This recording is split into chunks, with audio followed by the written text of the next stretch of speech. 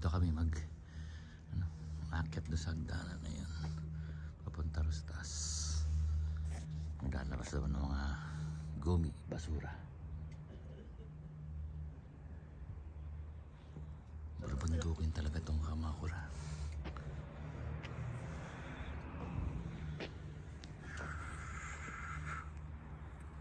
Lamig, malamig, malamig.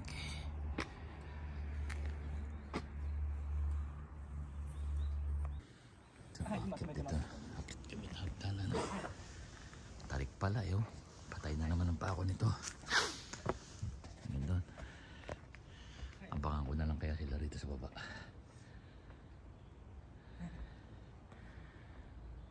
Ito pala.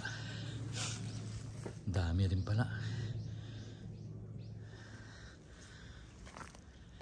Ipong.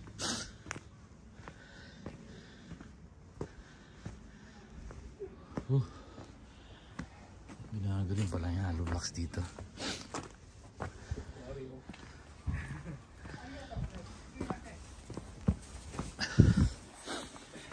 Wow.